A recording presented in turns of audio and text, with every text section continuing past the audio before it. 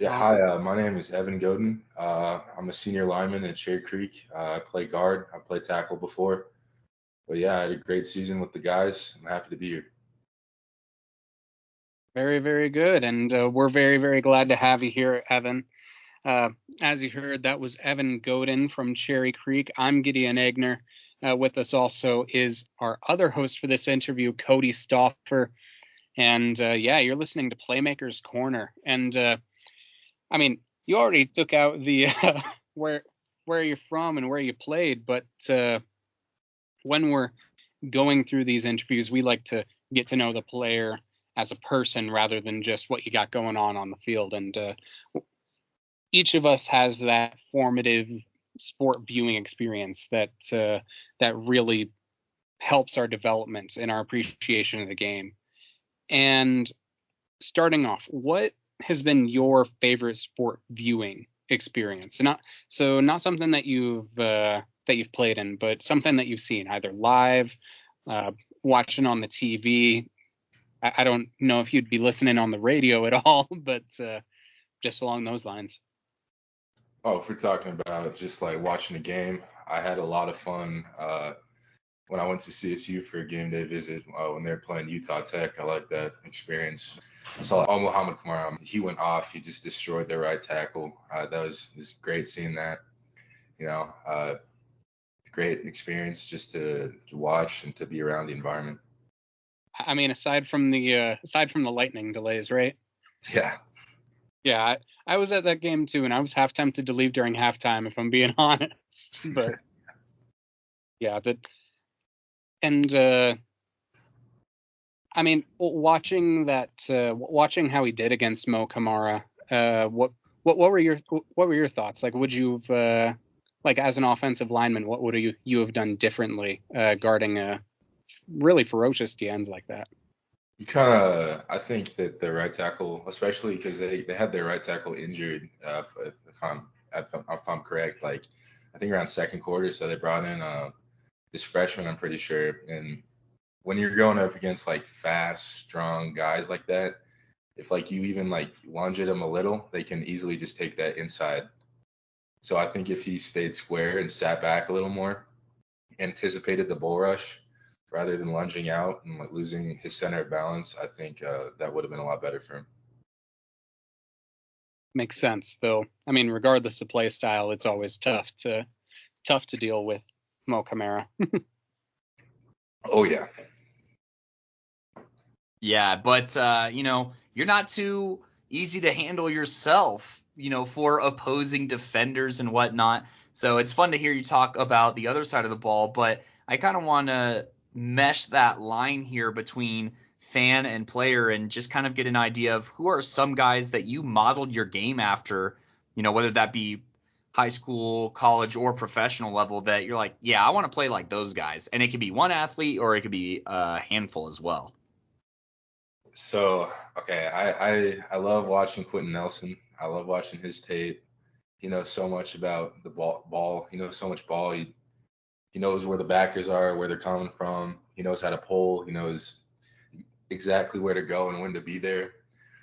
I'd say right now, I'm a big Lions fan, and I love Penei Sewell. I'm probably a bigger Penei Sewell fan than I'm a Lions fan because he's so athletic. Just besides, he weighs so much, but he's so versatile. He's so quick, and he takes off, and he just wipes out defenders. Especially being drafted as a sophomore from Oregon, it's crazy. I think he could be the best tackle of all time. Hey, and we could see that you respect that mobility in your game. I mean, you had the highest agility score out of all the interior offensive linemen that I evaluated. And I think that you also had the highest or tied for the highest with Coach V as well. But we'll talk our evaluations right after we get to know what your favorite memory as a player was in sports. And this can or it can be football, but it doesn't have to be if there's some other great memories in there. But what's something that you hold dear as an athlete and being in the mix? I'd say there are two moments that stood out. I'd say the proudest moment I had, especially on the field this year, was when we played Arapahoe. I just felt like I understood exactly what was going to happen, where the blitzes were going to come from, when I needed to come off. I felt really proud of my game. Um, that was probably the most fun I had playing this year. It was crazy. Like when we played Regis, they were supposed to be our biggest rival, but I didn't feel the energy as much. But as soon as we stepped on the field to play Arapahoe, I knew that it was going to be a crazy day and a crazy game. Yeah, Jordan went off that game. He's one of the best athletes I've ever seen. Jordan Heron, he's crazy. He's so good. But my second best memory, and this is just from like my growth as a player, was at that Regis game. I had like a bunch of pancakes that game, and I remember coming back to the sideline after our drive was over, and I talked to Coach Betty, and coming from where I was my junior year, not starting, not really getting any playing time, just hearing him say, "I'm really proud of you," and that he knows I'm going to play somewhere. When really coming into my senior season, I just thought this was going to be it. This is the last ride. I felt a lot of gratification in that. Yeah, and so I'd say those two moments. Those are some awesome moments. As a Arapahoe alumni, that Arapahoe game's always a little bittersweet for me. But, man, I was really hoping for a rematch in state after that game because it really was an electric atmosphere. And the big plays on both sides, I mean, I'm just getting chills talking about it a little bit and fanning up a little bit. But, that was awesome. And, your explosion onto the scene and, the pop that you have on film, I mean, it was pretty agreed upon between Coach V and I that you were a top 5 guy within a minute of watching your film for our senior series. And, we watch a lot of guys, we grade a lot of guys, and, we kind of watch it with the same approach that, scouts will watch it with is, scouts, they'll give you a minute to make it worth their time when they're watching that film. And you absolutely did that. And I think something else that I want to point out is when we watched the film,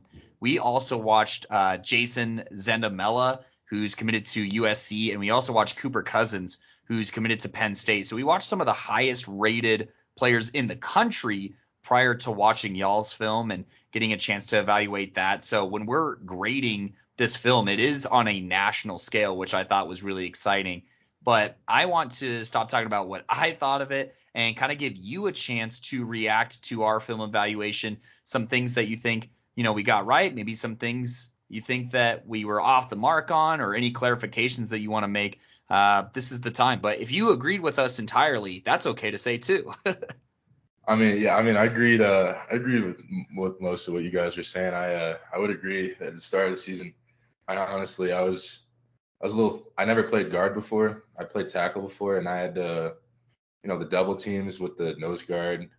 That was all new to me. So, I was a little confused at times. I'll admit, I think that was a fair assessment. Yeah, other than that, I'd say I agree with what you guys said. I think my highlight is like my agility.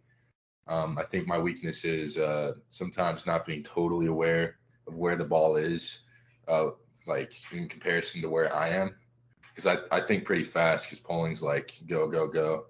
I think if I needed to take my game up to the next level, I should probably, I obviously had to watch a lot of film, but I think if I wanted to take it to the next level, I'd watch like other teams' offensive linemen too, to just see how they stack up. Yeah. Yeah, no, that's fair. And that's, I'd say not the biggest issue. It's definitely something that's coachable and something that you got better at as the year went on, honestly. And just kind of seeing that through your film or through watching Live Creek games and whatnot, it was something that, and that's something that, for the guys who've been playing guard forever, it basically becomes an instinct. And so I think it's just a reps thing. So even the things that we didn't have graded as high, we still had graded pretty high in general. We definitely had to get a little bit nitpicky when watching your film and whatnot there. So I appreciate the challenge, and I also appreciate you shouting out, some of the qualities or abilities that you think separate yourself from other players in the state and whatnot. So, that's kind of 2 birds with 1 stone here. So I'm going to pass it back to Gideon to talk matchups from this past season. Yeah, and I mean, you mentioned one of them in that Arapahoe game where, I mean, I wish that I'd been able to be there. I I don't think I was at a game that was nearly that good that night, but uh, outside of that Arapahoe game, who've been some of your favorite players to go up against, like individually? And then what's been your favorite matchup as a team to go up against, either this season or for your full career? Oof, that's a good question. I'd say my favorite matchup is probably when we played Eagle Crest. I'm not exactly sure what the kid's name was, but he was not very big, but he was kind of annoying to play because when I run block, I mean, I just kind of slam into them, but he had his feet grounded, kind of like a coiled spring, and that was super annoying to deal with. But it made me try other things I hadn't really tried before, run blocking, and it ended up working. But that was really fun. Meeting like when you find things that you've never seen before or like felt. I'd say obviously I like the games where I'm probably the most dominant. Um, Probably some of the D linemen at Cherokee Trail. Pretty sure that's the team. Yeah, they were fun to go against. When bodies moving bodies, that was fun. I'd say there's one player from Arvada West who was their D tackle who hit me like twice with this crazy spin move, and I figured it out once, but the other two times he got me with that, and that was frustrating. But yeah, that kid had a lot of finesse with that swim move. But yeah, those are the highlights so far. Dang, and I mean, you're already shouting out a couple of teams who are teams and players who are under the radar, but everybody this year was looking at teams like a Columbine, like an Arapahoe. But who was somebody who you went against, like that kid from Eagle Crest that you mentioned, who you think is underrated? Both, yeah, just who do you think was underrated opponents of yours?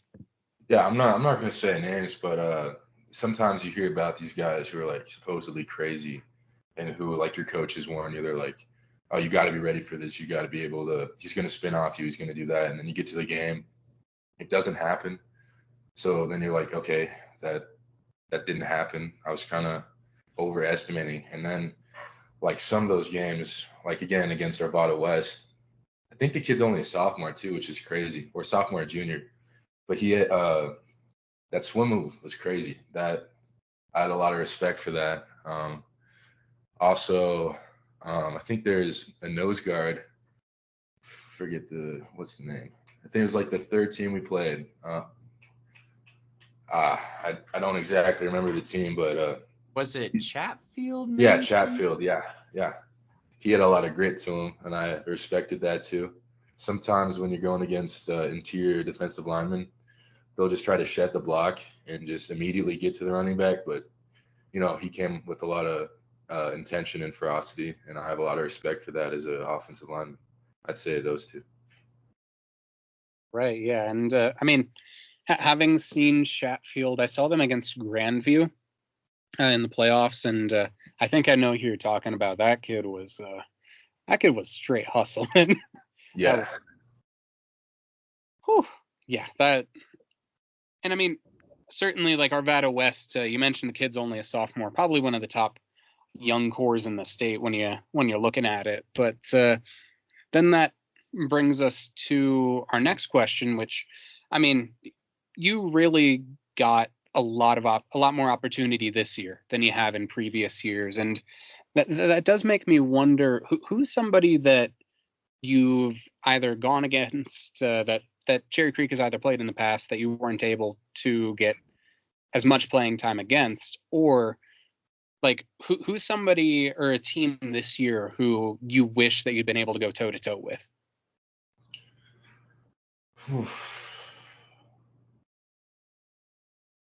honestly, I think most of the teams I wanted to play, we went against. Maybe if we're talking about 4A, I probably would have liked to play Erie because I heard that they might have been talking a little. on social media to a couple of my teammates, but also they had a really great offense. They had that. I'm pretty sure Erie had that Kansas State commit, and also was that Washington State D tackle? Yeah, Yeah. Jackson Kogel. Yeah, I would have loved to play them. Honestly, I don't know why they're not a 5A school, but yeah, that would have been fun. Yeah, that. Oh, now I'm imagining that matchup and just. They also got. They got this one tackle, Cole Powell, who's like 6'7". Okay. Yeah. He's kind of like that crisp kid from Arapahoe. Okay. But yeah, thinking about him somehow going against like Ti or something, that'd be fun. Oh, I love Ti. Ti is a dog. Yeah. And I mean, speaking of Ti and your teammates, I mean, who are some guys that you've worked with, like in like teammates or off-season players that have made an impact on your game as time's gone on, and what would you describe that impact as? I mean, when you go to Creek, there's like you expect excellence. When I stepped up to play left guard at the start of the season, I had never played on the left side, let alone I didn't play guard. But I could feel from the other offensive linemen that they expected me to fill those shoes and they had faith in me to do that. And I think that the fact that they had faith in me to fill those shoes, it motivated me to just work harder and to accomplish that. But if we're talking specifics, I would say Soren Schoenfield. He's a good buddy of mine. We hang out a lot outside of football, but we do a lot of our reps together. I do a lot of our drills together. Yeah, he's a good friend of mine. Max Parrott, obviously, is phenomenal. Like, besides being a great football player, he's a great person. I think he's a great player at Purdue, but he's also just one of the sweetest guys I'll meet. He's a great guy. Hayden Treader, too, just some guys I didn't really know that much last year who just, kind of took me under their wing and just took time out of their days to help me learn. And I have a lot of respect for them and how much they helped me. Very nice. I mean, everyone can use a good mentor. And I mean, when it comes to offensive linemen, I mean, I think I said it when I voted for the Creco line as the offensive playmaker of the year in 5A, and I was like, I don't think there's a much better unit this side of the Mississippi that's not in Texas. And actually, I was wondering, what was your reaction when you saw that we had the Cherry Creek offensive line as the offensive playmaker of the year? Well, first I was like, hell yeah, they put us. Oh, sorry for profanity. I was like, yes. I was really happy because we had a great season, a lot of rushing yards, and then I saw that I was not added in that post, and I was like, oh no, they don't know.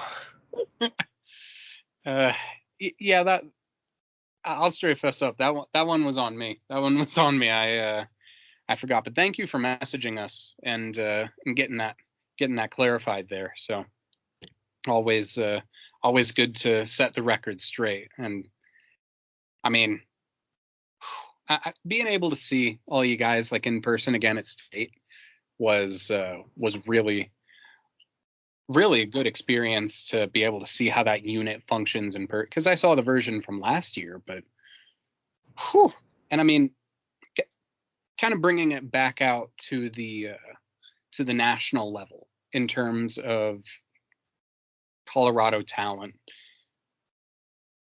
Based on what you've seen, all the different people that you've played against, and your experiences, do you believe that Colorado talent is overlooked compared to national talent? And if so, why do you potentially think that is?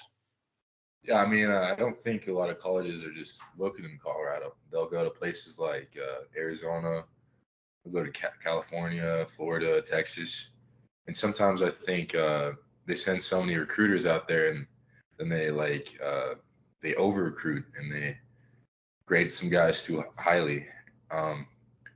I think in Colorado you kind of just get lost. You just think, oh, it's Colorado. What's going to be over here? But there's just a lot of grit out here. It's cold. It's higher on the elevation. Kids are born pretty tough. I mean, I think Colorado has some great recruits, and it's definitely underlooked um, in relation to that. Yes, sir.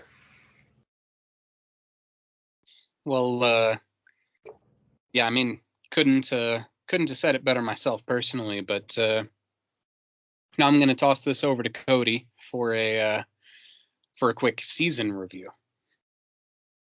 Yes, sir. And there was a lot to talk about this past season. And I mean, I had you guys for the season preview. I don't know if you listened to that episode or not, but I predicted undefeated or close to undefeated. And that's exactly what happened. And I just kind of want to get inside your head and your mindset a little bit. What was kind of the expectation heading into the season? What was the off season like? And if you did have a chance to hear the season preview or just any kind of media's previews for y'all's season, what were kind of your thoughts on all of that? Well, when we met after the state game last year, we talked to our head coach, Coach Logan, and he obviously told us we had big shoes to fill. We had Blake Purchase leaving. We had two or three great offensive linemen leave. Hank Zelinkus, just as one of them, he started a game against CSU. It's crazy. But we had some big shoes to fill, and at first that made me really nervous. Because obviously I hadn't had a lot of reps. At that point, I didn't know if football was the path I should take, if I was talented in that area. But honestly, I kind of wanted to go on like a revenge tour a little bit this year, because I do feel like I should have had more shots, even though I maybe wasn't as good at that point. But that made me want to work that much harder and get that much bigger, because I was about 235 last year and I'm about 280 now. So damn. Yeah, I had to eat and lift a lot. I wanted to make my coaches proud and make my parents proud too. So that's what I was going into it. Yeah, no, and you did exactly that. And I mean, if that's one off season of bulking up on kind of your own program or whatever you could find, that gets me very excited for how quickly you could put on weight heading up. But that I'm getting a little bit ahead of myself. I kind of want to get your perspective as well, and just maybe the locker room's perspective on the season and just kind of how it went. I say week by week, but you don't have to talk about it every week. You talked a little bit about that Arapahoe week and Regis, but kind of what was just the mindset for the Bruins heading through the season, and what was some of the good, maybe some of the bad, and if there's anything funny that happened in there too, feel free to slide that in as well. Yeah, definitely some of the blowouts we gave other teams coming in the second half were just like, all right, let's not get any dumb penalties. Because I remember at Arvada West, I got an unnecessary roughness call, I think in like the third quarter. Oh no, this like end of second quarter. I was in the locker room. My coach is like, all right, obviously don't get another one. We have a big week next week going into Regis. I was like, yes sir, I'm sorry. And but I think going into Arapahoe in those bigger weeks, Creek's all about taking care of business. I mean, when you're a place like Creek, you kind of have a bullseye in your chest, and you need to just stand on your own ground and stand on business. That's kind of what it means to be Creek. And I know that standard isn't going to change, because that's just what Creek is. But yeah, with the guys, I know that during some crazy games, when the emotions got high, sometimes some players lose their composure, talk to the other sideline, or just talk a little smack here and there. But that's football, and it was great. It was a great season. I had a lot of fun. Yeah, it was an awesome season, and I like that you kind of hit the next checkbox that I was asking as far as what separates Creek, and it's definitely that target, and it's definitely just business as usual. I mean, all right, hop on the bus. It's time to go to another state championship and play in that. And that was obviously, a handful of positives from that season. But what do you hope are some lessons that some of the younger players take with them into next season? And following the lessons that you hope that they learned, and maybe even some lessons that you learned from this past season, who are some guys we should watch out for? Ooh, okay. Yeah. Soren's going to be a dog next year. Soren is going to be killer. Also, Ollie Miller. He's crazy. He just squatted 500 pounds. He hasn't even turned 16 yet. He's a hard Yeah, we worker. saw that video. That was terrifying. Yeah, I love Ollie. He's a sweet kid, but man, he's a dog. Yeah, Ti definitely. Keegan Pereira. Keegan's huge. You don't really realize how big he is till you meet him in person. He's massive. He's gonna be crazy next year. Our D line's looking crazy in general. I think Bubba's gonna have a good year next year. Yeah, I mean it's gonna be fun to watch. Ned's gonna be crazy too. I'm gonna have a lot of fun. Yeah, we're excited for that, and we're excited to see what they take with them heading into this next season. And you've kind of already talked about what makes Creek football so different and what's unique about it.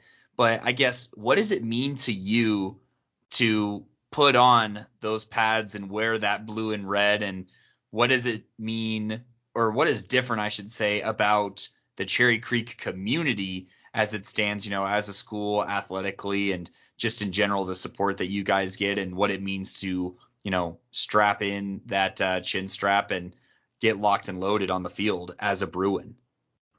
Yeah, I can't speak for other athletics, but when you play football at Creek, it's a winning culture. I mean, the coaches live, breathe, and die football. Like it's crazy there, and I loved every second of it. And to me, being at Creek, it just means holding yourself up to the standard of excellence. I mean, even if you're not excellent where you start, that doesn't mean you can't be a great player coming out of it. I had no expectation to play college football or to even start this year, but I wanted to set that expectation for myself. So I just forced myself to become what I wanted to be. And I think that's like a lesson I learned playing at Creek, because you have a bunch of very talented people in front of you, and a lot of times that can be overwhelming.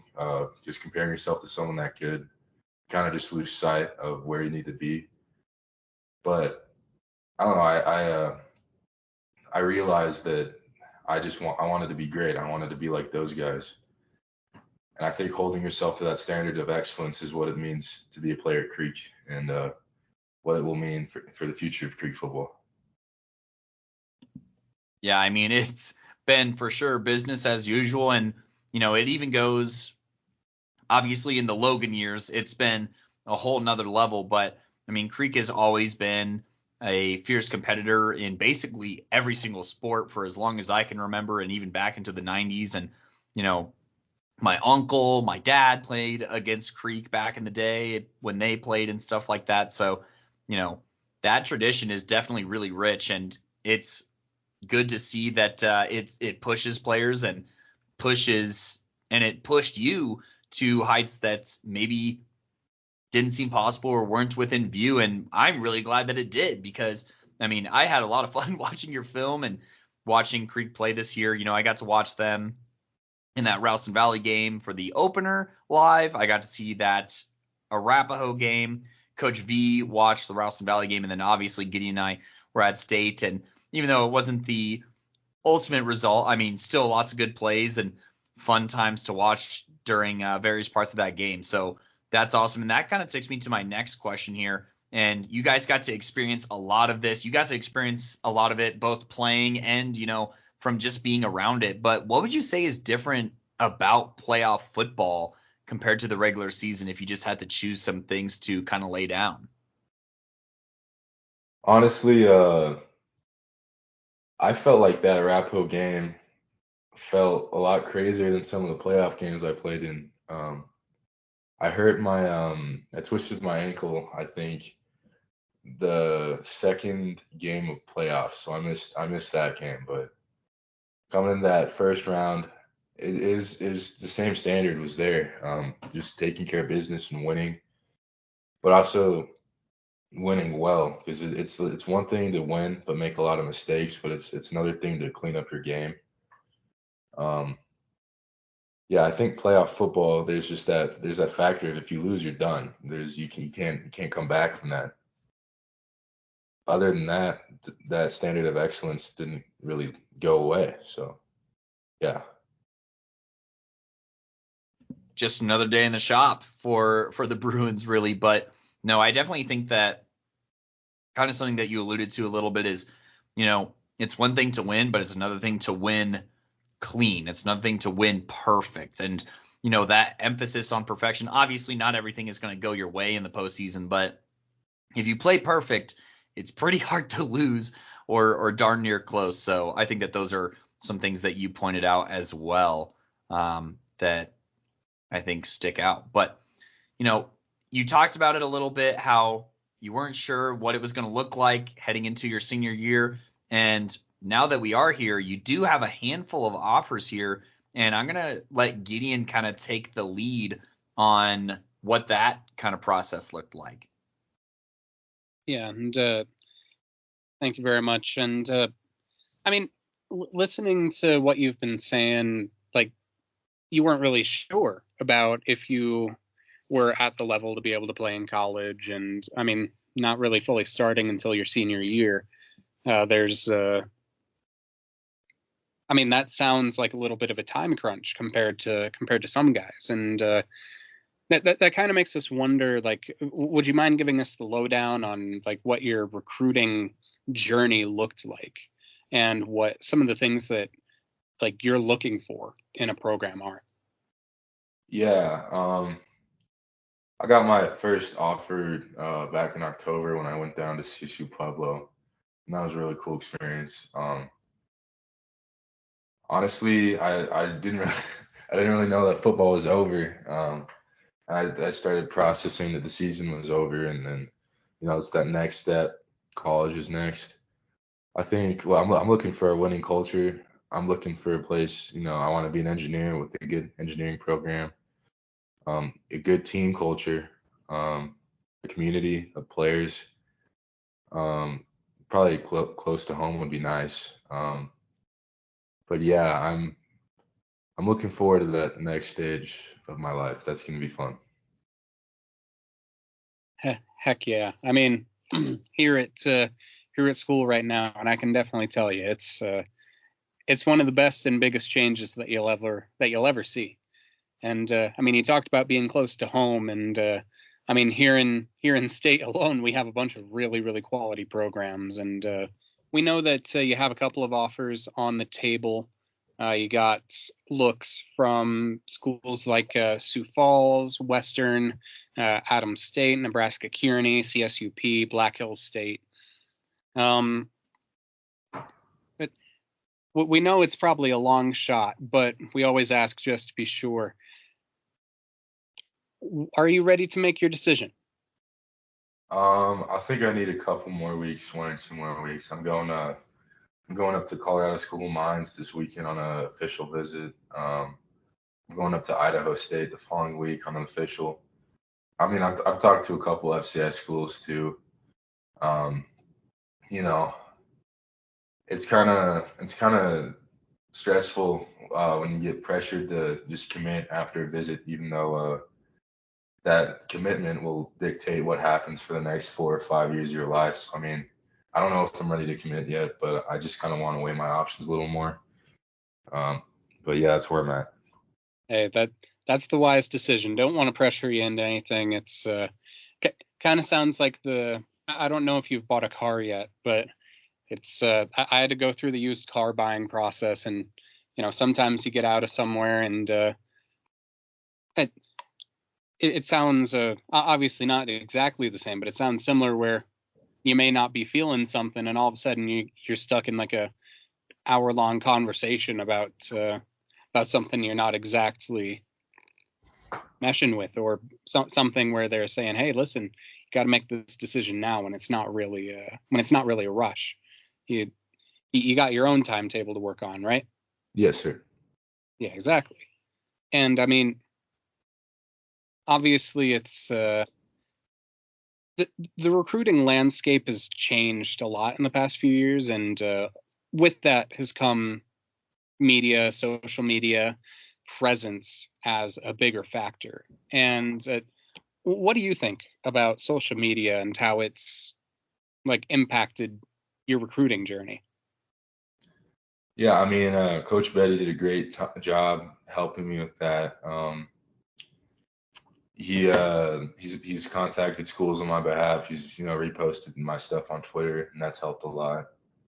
I think with the transfer portal now, it's even harder to get recruiting, especially get good high school guys recruited, because there's just so many guys in the portal who have experience, and I think it's really messed up the scale of where it was prior to that, and I think that makes it really hard too. But yeah, that's my thoughts on that. Yeah, that makes sense. But that does make me wonder. What are your thoughts on you see some of these guys playing for playing? I think I saw a 7th-year senior recently, like playing for Rice or something. What do you think about that? I mean, I don't really think it's fair to true college kids or true like kids who want to play at that collegiate level. Is that you just have an adult there at that point. I think you should give the shot to someone who hasn't played, someone on the rise. I think it's a little dishonest as a player. I mean, I can understand playing for like a 5th year if you're getting your master's, or maybe, 5th year probably. I think 5th year would be okay, but up to that 7th year, I don't really understand that from my perspective. Yeah, that makes sense. And looking at it, uh, so some of those guys talk about like sorting out what their goals are and that transition into life. But I mean, going from high school to college in and of itself is a huge transition and a huge change. And I mean, now that does make me wonder. Now that your high school career is over, what are your goals for college ball? Like, do you have something specific in mind, or is it something that you're kind of feeling out? Yeah, all through that realm. I'm just trying to give myself the best shot I have in college right now. I mean, I'm trying to get faster. I'm trying to get stronger. I'm trying to lean out more. Trying to just be a better, well-rounded athlete. I don't really know what to expect of my college career, but if I give myself the best chance now, I know it'll turn out better. That's kind of where I'm at. Yeah, and that makes sense. I mean, put in the work now so you don't put in the work now so you don't regret it later. That's the phrase I was looking for. And I mean, you got a long summer ahead of you. What are you going to work on in particular to reach those goals over the off season? Probably quicker feet. I mean, I'm already pretty fast pulling, but the angles in which I pull rather than the speed at which I do so. Because I mean, football is a game of angles, so if I master my angles, it'll be that much better. Definitely some strength. I think strength would be a great thing to work on as well. Leaning out and also transferring. I'm 280, so I'd like to be at the end of the summer probably 280, but way more muscle than fat. Those are my goals right now.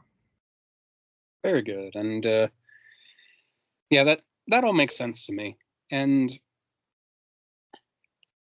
I know that this is the kind of question that's like years and years in the future, but would you ever consider coaching? Like, be it on if you get to that level professionally, college, high school, even like youth ball? Yeah, I mean, it'd be fun. I'd like to I'd like to help kids who are on the come up too. I think I definitely have an interest in that. I mean, as a senior lineman at Creek, I always try my best to be that guy to those younger guys. Just be that helping hand, the person who like won't look down on them for messing up. Just also motivate them to keep trying because coming into my junior and senior year, I didn't really have that. So I feel like being that figure to those some of my fellow teammates, some of the younger guys, it would help a lot. And if I ever coach, I think I'd get a lot of satisfaction out of that. Hey, that makes sense to me. And I mean, if there's a high pressure environment in the state, I'd be willing to bet that Creek is very much a high pressure environment. And I mean, it's always admirable to want to go back and help the people in the same position that you were at. And kind of bouncing off of that, if you were to have a time machine or something and be able to go back to your freshman year of high school, day one, or the first day that you decide I'm going to Cherry Creek, what advice would you give to a freshman version of yourself? Stop playing basketball, start playing football. Get bigger. That's straightforward. Yeah, I mean, I didn't start playing football until my sophomore year, so yeah. Dang. That's nuts. Yeah. And I mean, look how far you've come. Yeah. Oh, goodness. All right. Well, I'll toss it back to Cody here for the last one. Yeah, man, I just want to say, first off, I thank you so much for taking time out of your day to sit down, talk chalk with us, talk ball, talk life especially. I think that there's a lot of great advice that you've been able to share. A lot of our goals with these interviews is, for one, to get to know you, your story, and get your side of the story out there. And, it's something that helps us as well because context does matter. I mean, obviously what you do on the field is what's going to be seen first and foremost, but knowing that you didn't play football until your sophomore year of high school, the fact that you were battling, kind of that confidence and that you rose to the occasion and you felt that reliance on you by other people, by teammates, by coaches, and that you were able to meet that. I mean, there's got to be very few feelings in the world that are better than what you accomplished this season and, the level that you were able to accomplish it at. I mean, we're talking about guys on this list that have been 3-year starters and guys who've been rotating even since their freshman year for some of these top 5 guys. And what you were able to do in such a short amount of time is nothing short of impressive. So I just want to thank you so much on behalf of myself, Gideon, and the entire podcast for taking time to sit down with us and tell us your story. And in that same vein of gratitude, we also want to give you a chance to shout out anyone who's been important to you, whether that's academically, athletically, that you'd like to thank on the show. This could be friends, family, teammates, coaches, or anything of that sort. This is your time to give them their shout outs. First and foremost, I'd like to thank Coach Ferreira. He was the reason I'm still playing football. He was the reason I didn't give up. When I started playing my sophomore year, I was not very good, and I knew I wasn't good, and my teammates knew I wasn't good. But Coach Ferreira didn't think I wasn't good. He saw something in me that I didn't see in me at the time, and he motivated me to get better. And he was that helping hand when I needed one. I'd also like to thank Coach Betty, my offensive line coach. He's a great man, and he's a phenomenal coach. He's helped me with my skill set, with recruiting. He's a great dad. He checks all those boxes. He's a great person. I'd like to thank Coach Logan. I don't think I could have had a better head coach. His commitment to excellence, it's going to leave a legacy at Creek and in the state of Colorado in general. I'd like to thank Max Parrott. I'd like to thank Hayden Treader and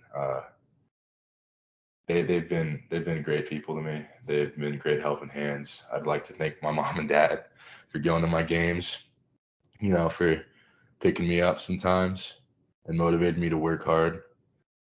Yeah, that's who I'd like to thank. That's a good list, man. I mean, that relationship that you have with that coach that invested in you and all the other ones that did along the way. I mean, gosh, that I'm not gonna get emotional on the show, but that's like something that you can't, really even capture with words. I mean, that's special, and we're grateful for him too, and all the people that have been a part of your journey as the people who got to cover you. And yeah, thank you so much for your time on the show, and yeah, for setting aside time for us. Yeah, thank you for having me. Of course. And, for everyone who's made it to the end of this episode, you can listen to his evaluation. That's Evan here out of Cherry Creek. You can listen to his evaluation on episode 327.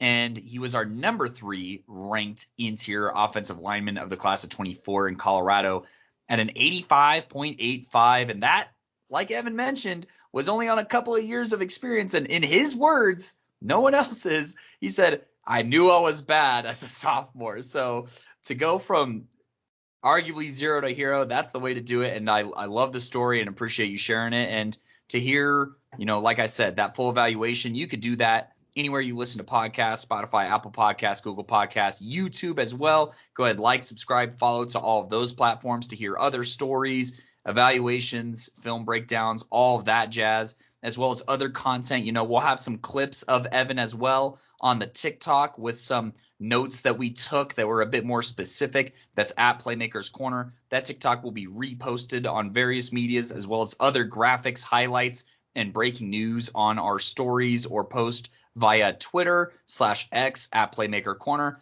on Instagram at Playmakers Corner, or on Facebook, Playmakers Corner, 2 separate words. So thank you all so much for the support. And Evan, thanks again for joining on the show here. Yes, thank you. God bless.